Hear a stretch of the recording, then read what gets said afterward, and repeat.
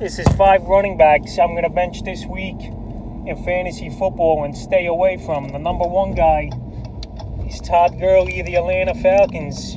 Yeah, you could call me a hater of water, Todd Gurley, but this guy, I've been saying in most of my videos, I just don't believe in him. His usage in yards per carry is horrible, and if you don't get a touchdown, he's useless, and you can't count on him every week of getting a touchdown. And this week, I don't see much from Gurley. Maybe 80 total yards, and that's about it. Carolina, like I said, they're a good defense. Kamara on the ground, they held him pretty decent on the ground. He only had 80 yards, but he did have 65 in the air. But Gurley ain't the running back Kamara is. So Todd Gurley is going to be a guy I'm benching this week at the running back position. So he's the first guy. The second guy I'm going to bench this week is DeAndre Swift, the young and up-and-coming rookie. I know he's had 2 good back-to-back ball games, but this week he versus a tough Indianapolis Colts defense where they're stout versus the run and the pass, to be honest. They don't give up a lot of yards. So Swift here, he's going to have to do his work out of the backfield catching the ball. But I'm going to stay away from him in this game is Swift. I just don't think he's going to get it going. He's not going to get much versus the Colts, and it's going to be a defensive battle.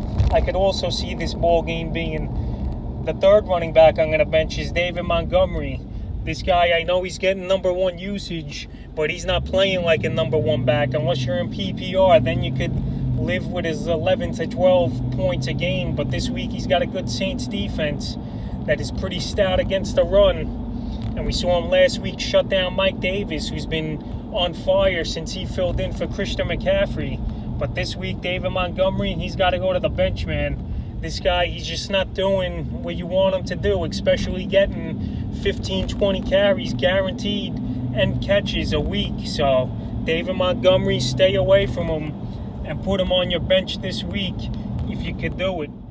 The fourth guy on the bench this week is Boston Scott. If he's going to start versus the Dallas Cowboys, Scott came off a good game versus the Giants with a touchdown at the end of that game to win the game for the Eagles. But this week, I don't see Scott doing much versus that Cowboy defense. That Cowboy defense is liable in the secondary and to tight ends and receivers. So I'm going to start those guys. But Boston Scott, I could see him have a mediocre game at best this week.